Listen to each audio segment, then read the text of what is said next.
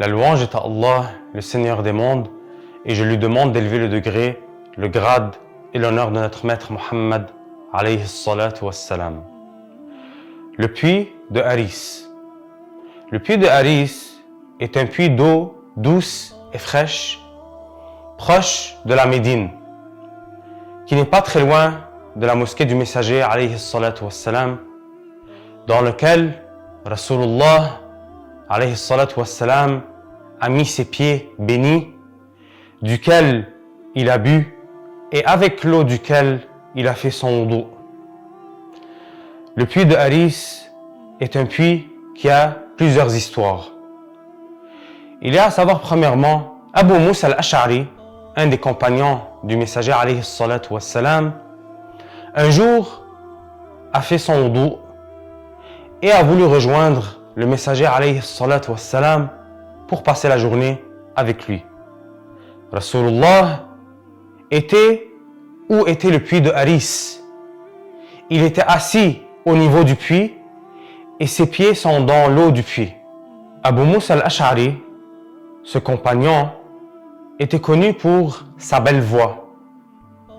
Il est dit que le prophète Muhammad alayhi salatu wassalam a dit à propos de lui, ce qui signifie que Allah tabaraka wa ta'ala lui a accordé un mizmar de ceux de Al-Daoud, car il était connu pour sa belle voix. Car aussi le prophète Daoud alayhi salam était connu pour sa belle récitation avec sa belle voix. Lorsqu'il récitait les versets de Az-Zabour, les psaumes, les animaux et les oiseaux se mettaient autour de lui afin de l'écouter. Et Abu Musa al-Ash'ari aussi avait une très belle voix dans la récitation des versets de Al-Qur'an. Alors, cette journée-là où il s'était porté volontaire pour être le portier de Rasulullah, Abu Bakr, Omar et Othman sont venus. Alors, Abu Musa va voir Rasulullah et demande l'autorisation à propos de ces trois compagnons qui sont venus, s'ils pouvaient rentrer. Alors Rasulullah lui dit ce qui signifie, dis-leur oui et donne-leur la bonne nouvelle qu'ils vont rentrer au paradis. Mais pour Othman, radiyallahu anhu, il a ajouté une autre mention, disant qu'une calamité allait s'abattre sur lui. Alors lorsqu'ils sont rentrés, Abu Bakr et Omar étaient assis à côté du messager alayhi salatu wassalam et Othman était en face de eux. Et certains de ceux qui ont expliqué ce hadith ont dit que c'est pour cette raison que justement Abu Bakr et Omar sont enterrés proches du messager alayhi salatu wassalam, mais Othman est enterré en face de eux dans l'Al-Baqiyya. Et ensuite, Abu Bakr, Omar, Othman, à tour de rôle, après la mort du messager alayhi salatu wassalam, ont eu la responsabilité du califat. Donc ils étaient responsables des musulmans. Et ils ont eu du messager alayhi salatu wassalam un khatam, une bague. Et c'est pour ça aussi que le puits de Haris est appelé le puits de Al-Khatam. C'est une bague sur laquelle est écrit Muhammad Rasulullah. Et avec cette bague-là, le messager alayhi salatu wassalam mettait le sceau sur les lettres qu'il envoyait au roi. Abu Bakr a eu ce khatam, cette bague, Omar par la suite et Othman par la suite.